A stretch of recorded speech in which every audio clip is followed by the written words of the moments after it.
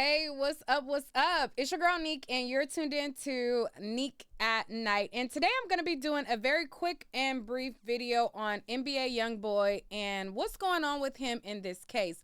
Now, he recently had a court date where his bail was set at $100,000. We'll watch that in a second. But I want to, before I talk about his court date and all of that, and this is him, how he looked on his court date with his mustache and all of that. He was smiling and looks to be in good spirits. But before we go over what happened here, let's go over why he has been arrested again and go over that with you guys. So some of you guys probably already are aware of the goings-ons, but since I didn't do a video about it, let's just all read through it and get on into this gig. So it says, rapper NBA Youngboy and several of his associates orchestrated a large-scale prescription fraud ring to illegally obtain prescription drugs from multiple Utah area pharmacies, is what the police allege. Now, in an affidavit filed by an officer for the Cache County Sheriff's Office, named the rapper as a primary suspect in a months-long scheme that involved posing as a doctor to fill prescriptions for promethazine with codeine, a controlled substance, in pharmacies in cities including, Hiram, Logan, and Smithfield. The affidavit was filed 2 days after NBA Youngboy was arrested Tuesday evening on 63 charges, including counts for identity fraud, forgery, and procuring or attempting to procure prescription drugs. Court documents reviewed by the Times said a legal representative for NBA Youngboy, he did not comment at that time. So it says basically what happened was the affidavit outlines multiple instances dating from September 2023 to February 2024 of alleged identity fraud and attempts to obtain codeine. Okay, it's a key ingredient in, when they sipping on some scissor or whatever. So it says on September 19, 2023, two pharmacies in Cache County area received a prescription order from a person claiming to be a physician in Provo. The person allegedly posing as the physician provided valid identifying information and requested to fill a prescription for two patients in their 70s. It says in both instances, the real physician, who was not identified, told the pharmacies that he did not have patients with those names and said the name and credentials are being used fraudulently. So it says a third fraudulent prescription for the same drug was allegedly called into a Smithfield pharmacy on January 17, 2024, again by the suspect identifying as the physician.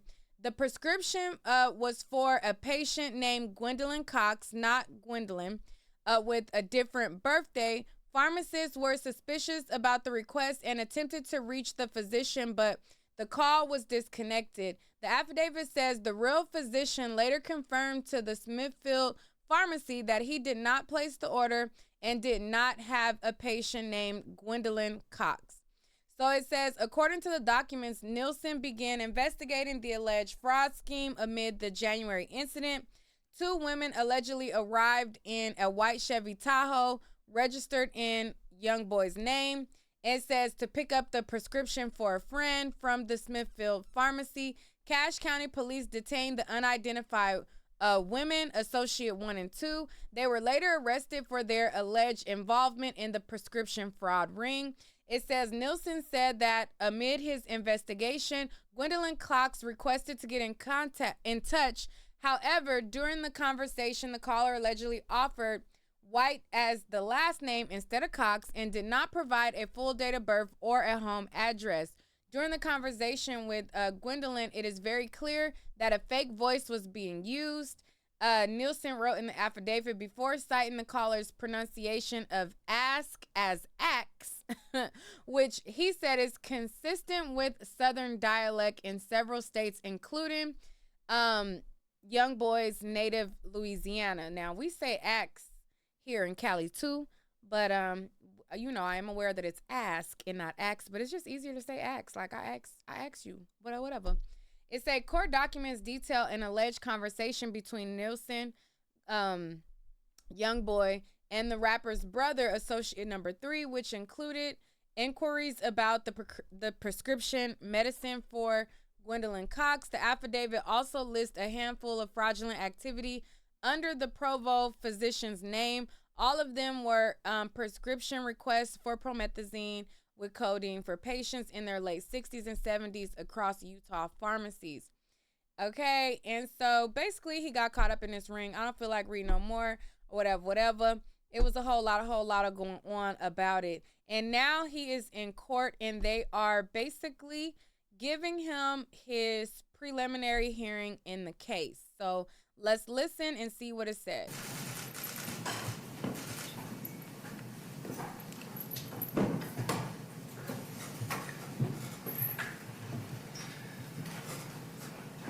His attorney's looking very mob boss-esque.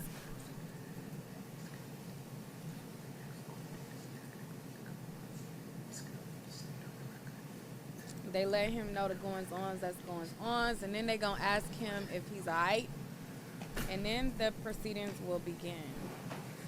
That's kind of as far as I got watching it, and then I was like, you know what? Let's just react to it. All rise. Court for the First Judicial District of the State of Utah and for the County of Cache is now in session. The Honorable Judge Spencer D. Walt is presiding. You may be seated. All right, good morning. Let's call the case of State of Utah versus Kentrell Deshaun Galden, case 241100468. Counsel, please state your names for the record. Aaron Jossie for the state. Drew Finling and Zach Finling on behalf of Mr. Galden. All right, we're here today for a preliminary hearing and a bail hearing. I've had the opportunity. And I guess this attorney, they're saying that was the same attorney for Wife and Lucci as well. So I guess he's like a real big attorney. To meet with the attorneys in chambers, and it does appear that there has been some type of arrangement reached between the parties. Mr. Findling, would you like to go ahead and state that for the record, please? Yes, Your Honor. Your Honor, counsel for the state and myself have been in negotiation really since yesterday, throughout this morning, and I've explained those negotiations to Mr. Galden. We are going to waive a preliminary hearing in this matter. In exchange for that, a bond will be set at $100,000. Mr. Galden will be able to use a commercial company to make that bond. That will be an aggregate bond covering everything in total, as contained in the charging instrument. All right. Thank you, Mr. Findling. Mr. Keller, does that accurately represent the agreement that's been reached between the state and Mr. Galden? Yes, it does, Your Honor. All right. Mr. Galden, have you had enough time to speak to your attorneys about this decision to waive your right to your preliminary hearing? Yes. All right. Do you understand that the standard at a preliminary hearing is a much lower burden of proof that the government would have to meet than at trial? So instead of proof beyond a reasonable doubt, it's a lower burden of proof, which is there a reasonable belief that a crime was committed by you? And the court has to view all the evidence that it would receive in a light most favorable to the government, to the prosecution. Understanding that legal standard and having had discussions with your attorneys, do you hereby waive your right to your preliminary hearing? Yes. All right. The court finds that Mr. Galden has knowingly and voluntarily waived his right to his preliminary hearing. He will be bound over for trial on all the charges set forth in the information, the charging document in this case. Bail will be set through stipulation of the parties at $100,000. That will be bondable. And in talking to the attorneys, it sounds like they would like to set this out for an arraignment at a later. Is that Yaya in the audience? point in time. Mr. Finley, would you like to go ahead and articulate anything specific related to that? Yes, Your Honor, as discussed in chambers, even, and I explained to Mr. Golden, even if it's set up for arraignment, say in 60 days, the court has made it clear through discussion with counsel, if there is a resolution well before then, we're welcome to come back before Your Honor at any point in the future. Okay, very good.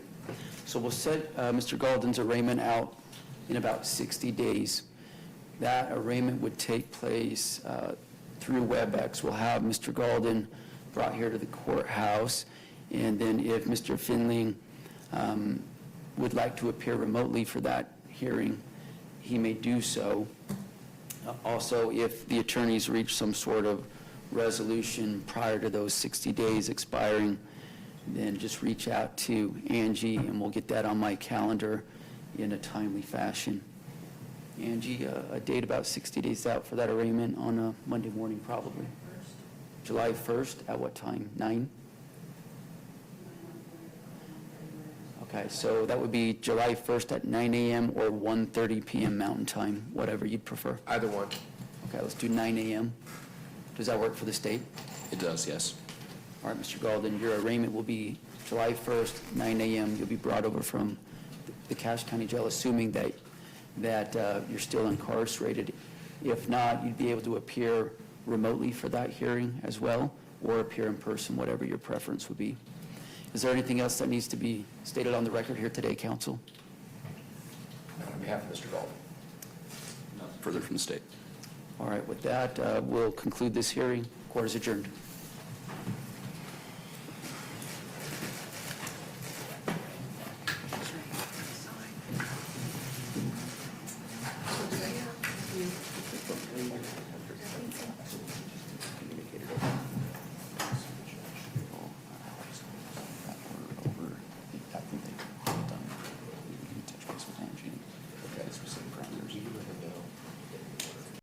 All right.